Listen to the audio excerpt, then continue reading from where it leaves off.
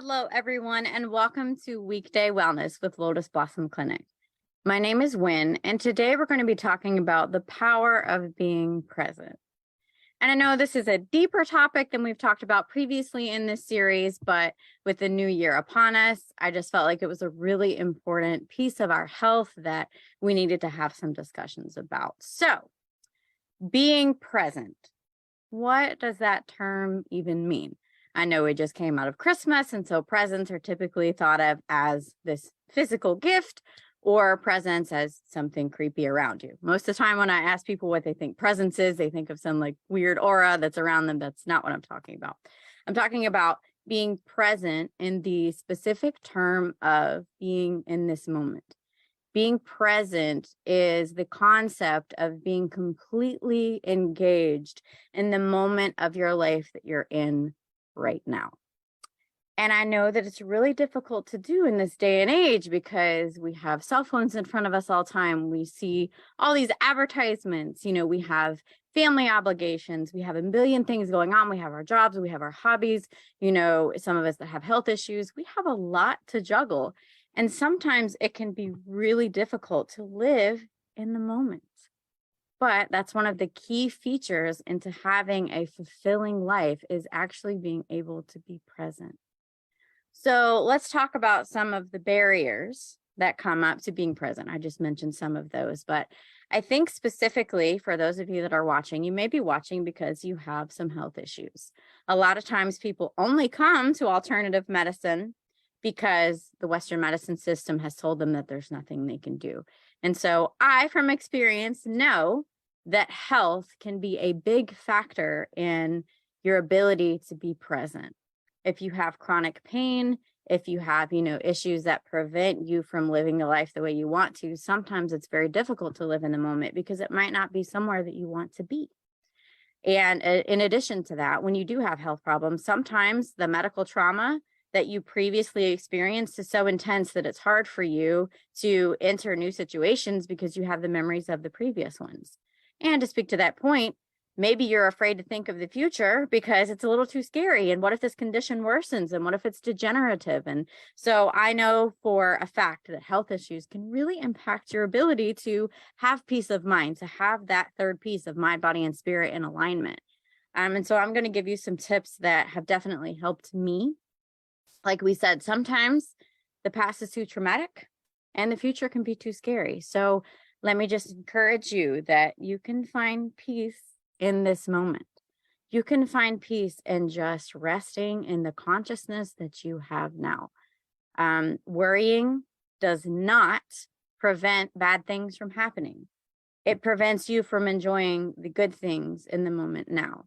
I know that we just came through a pandemic, and even the healthy world has seen the terrors that health can cause.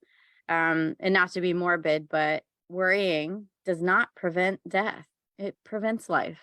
It prevents you from living your life. It prevents you from being fully present and being able to experience every little thing in your life.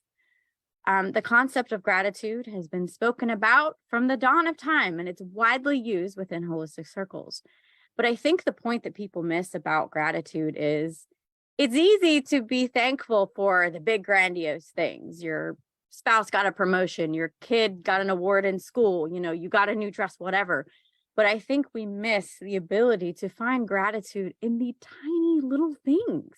And I think in the world that we're in constantly with cell phones and ads and everything, it's so difficult to just focus on those tiny little things that we have. For example, before I did this, I was outside and I tried to earth every day. And I was looking around and I could just see the beautiful scenery. I live in Southwest Florida, and where we live has a little pond and a little grass area outside of my back patio. And so I was just sitting out there. I was doing some breathing, doing a little bit of Qigong. And I looked around and I just noticed these white little birds just in the water. They were getting food, and the flow of just the water and then the wind in the trees. And I just thought, how beautiful is it that nature doesn't seem to be hurried like the rest of us?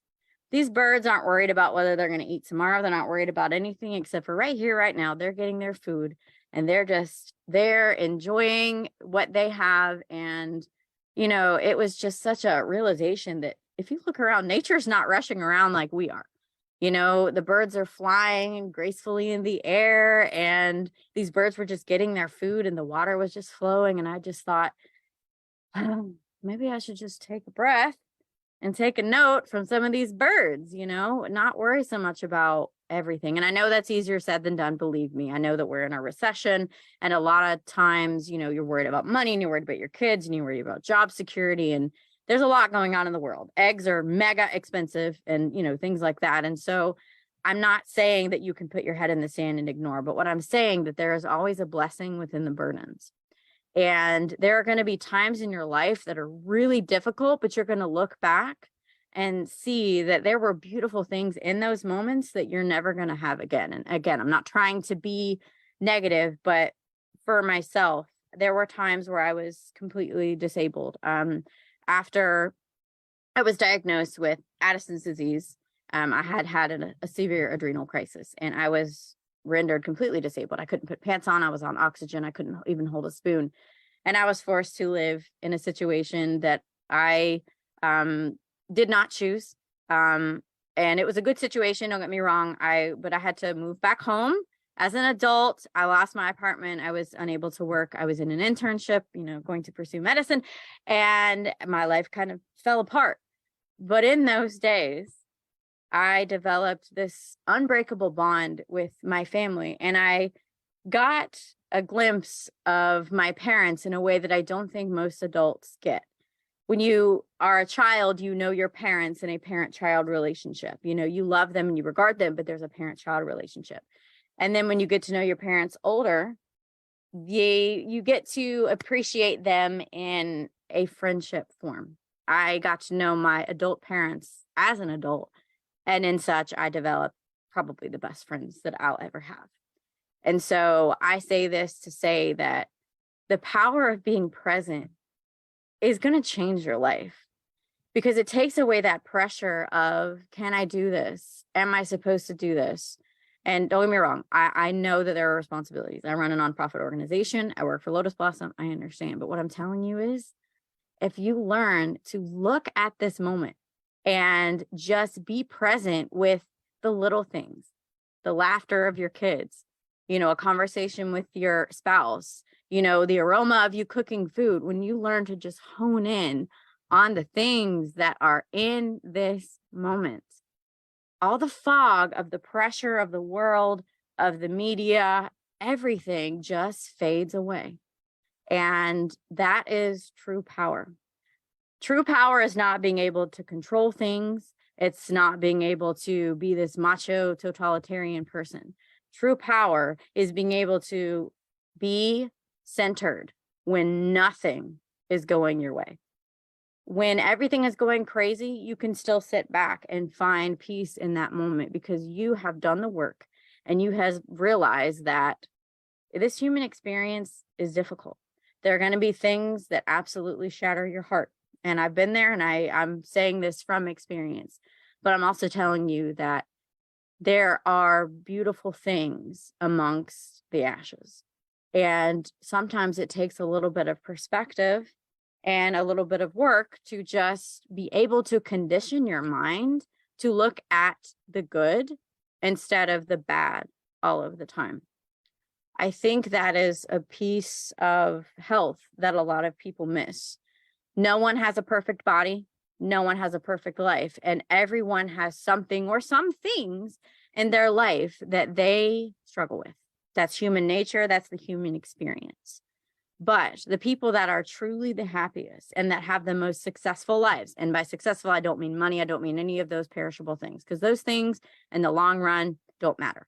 The things that matter are the people that you love and yourself. The things that matter are the things that you can pass on. And so I think when we learn to have a perspective about accepting those things and learning to look at those tiny blessings within each day, that is going to change your life. So let me just reiterate that worrying, stressing, obsessing, trying to control does not at all change everything. I do understand there's accountability, and I'm not saying just, shirk all responsibilities and go sit in the dirt. That's not what I'm saying. But I'm saying that whatever you were called to do, whatever job you have, if you're a mom, if you're a business owner, if you're a dad, if whatever in your role in this world, there will be challenges and there will be triumphs, but you have to find the way to be present in all of them. And when we learn that we can't focus on the past, because once you let the past go, it can't hurt you anymore.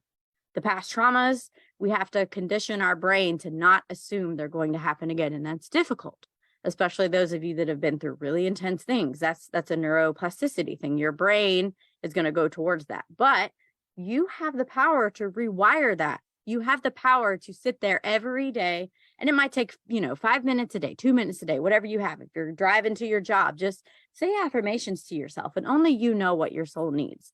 For me, I had to tell my soul that I was okay the way that I am. I developed health issues very young. I don't look the way I want to look. I didn't have the career that I thought I would have, the life that I don't have children, X, Y, and Z. But I had to learn to accept this version of myself because this is what I was supposed to be. And I think when we let go of those concepts of, what we thought we should have been, we can become who we are supposed to be. So let me just say, being present is a powerful thing you can do to improve your life. So if you don't have a New Year's resolution, I invite you to join me with mine. My resolution is to be more present. So I hope that all who are watching this have a wonderful new year. And if you're watching this nowhere around the new year, I hope that you are in a space of joy and comfort. So thank you for watching Weekday Wellness. My name is Wynn with Lotus Blossom Clinic. Thanks, and be well.